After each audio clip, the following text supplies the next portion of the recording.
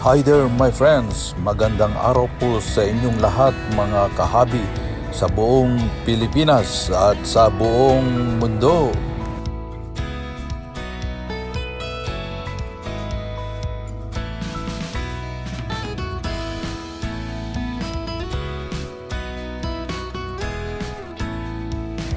Dito sa World Gamefowl Expo 2026, isang booth ang may dalang pangalan, dugo at kasaysayan, The Canlas Brothers, tatlong breeders, isang legacy.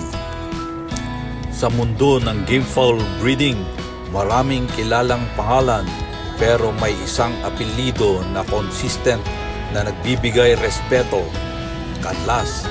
Ngayon, kilalanin natin ang Canlas Brothers, tatlong breeders, tatlong game farm, at tatlong signature bloodlines na patuloy na humuhubog sa modernong laban ng panabong.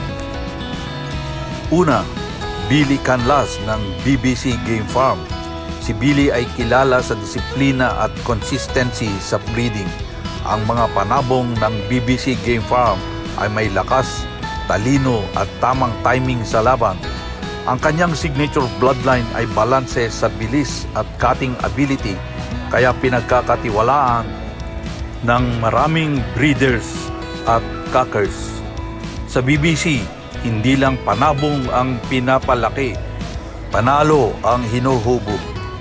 Sunod, Art Canlas o mas kilala bilang Ninong Art ng Ninong Art Game Farm. Isang mentor at gabay sa komunidad.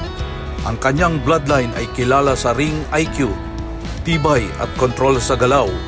Ang mga panabong ni Ninong Art ay kalmado, kalkulado at siguradong tatapos kapag oras na. Para sa marami, ang Ninong Art Game Farm ay simbolo ng tiwala, tradisyon at kalidad ng dugo.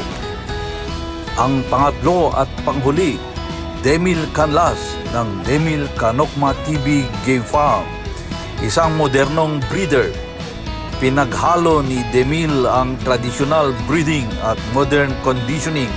Ang kanyang signature bloodline ay kilala sa bilis, explosiveness at agresibong cutting style na mabilis na kilala online at sa aktual na laban. Sa pamamagitan ng Canocma TV, hindi lang siya nagpaparami ng panalo, nagbabahagi rin siya ng kaalaman sa bagong henerasyon.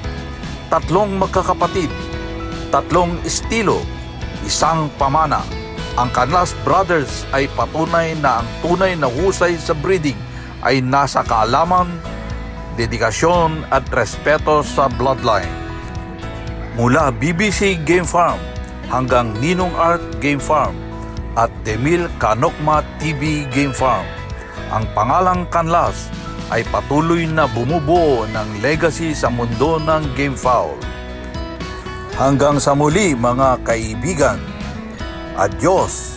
Hasta la vista, mi amigos.